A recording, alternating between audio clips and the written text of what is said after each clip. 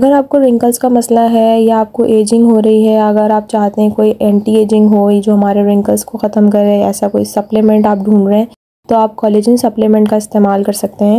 आपको कौन सा सप्लीमेंट ख़रीदना चाहिए, अगर आप फार्मेसी में जाते हैं और आपको कोलेजन समझ में नहीं आता कि मैं कौन सा सप्लीमेंट लूँ अपने स्किन के लिए या हेयर्स, या अगर आपको कोई बोन या जॉइंट के लिए आपको चाहिए सप्लीमेंट, तो मैं आपको इस वीडियो में कंप्लीट डिटेल्स बताऊंगी कि किस तरीके से आप कोलेजन सप्लीमेंट अपने लिए बेस्ट सेलेक्ट कर सकते हैं। अस्सलाम वालेकुम, मेरा नाम है डॉक्टर सना और अगर आप मेरे चैनल पर न्यू हैं तो चैनल को सब्सक्राइब कर दें, बेल आइकन का बटन प्रेस कर दें ताकि इस तरह की और इन्फॉर्मेटिव वीडियो आपको मिलती रहे।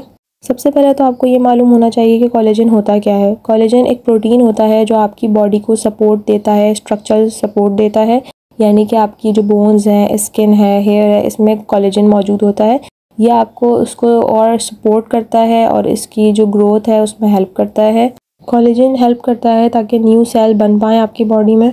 कोलेजन की 3 टाइप होती हैं। टाइप 1 और टाइप 3 जो होती है वो हेयर, नेल्स और स्किन के लिए होती है, और जो टाइप 2 होती है वो बोन्स और जॉइंट के लिए फ़ायदेमंद होती है। अब आपको ये ज़रूर पता होना चाहिए कि जो कोलेजन आप ले रहे हैं वो किस सोर्स से आ रहा है, कहाँ से लिया जा रहा है। तो इसकी 2 सोर्सेज होती हैं।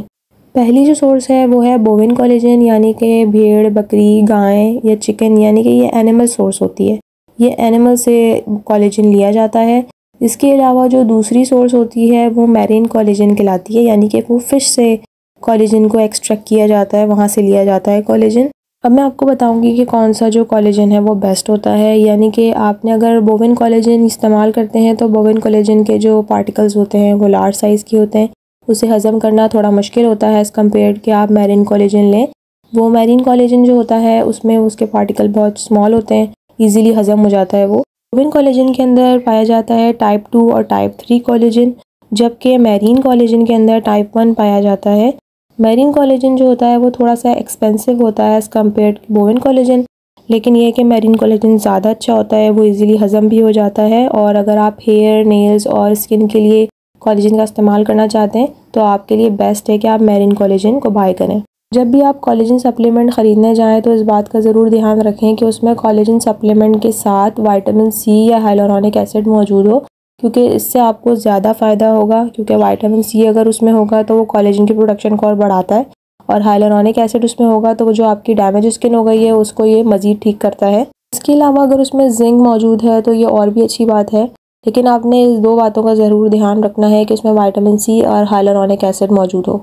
इसकी जो डोज़ है वो है 5000 से 10,000 मिलीग्राम। आपने दिन में एक दफ़ा इसको इस्तेमाल करना है।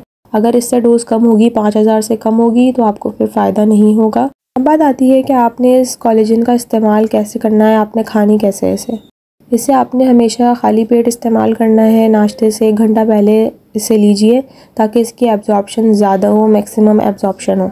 अब आपने इन बातों का लाजमी ध्यान रखना है कि आपने मैरीन कोलेजन को ख़रीदना है क्योंकि ये आसान है हज़म करने में, ठीक है। आपने इसके अलावा इसे खाली पेट इस्तेमाल करना है, कभी भी खाने के बाद नहीं लेना, इसका आपको फ़ायदा नहीं होगा इतना। आपने इसका कम से कम 3 से 4 महीने इस्तेमाल करना है, क्योंकि ऐसा नहीं होता कि अगर आप 1 महीने इस्तेमाल करें तो उसके रिज़ल्ट आ जाएंगे।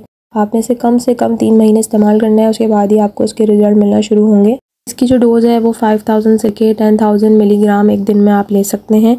इसके अलावा आपने ये ध्यान रखना है कि जब आप कोलेजन लें तो उसके बॉक्स पर ज़रूर विटामिन सी या हाइलुरोनिक एसिड उसमें डला हुआ हो, तो इससे आपको ज़्यादा फ़ायदा होगा। वीडियो अच्छी लगी हो तो चैनल को सब्सक्राइब कर दें, वीडियो को लाइक एंड शेयर करें। अपना बहुत सारा ख्याल रखिएगा। मिलते हैं अगली वीडियो में। अल्लाह हाफ़िज़।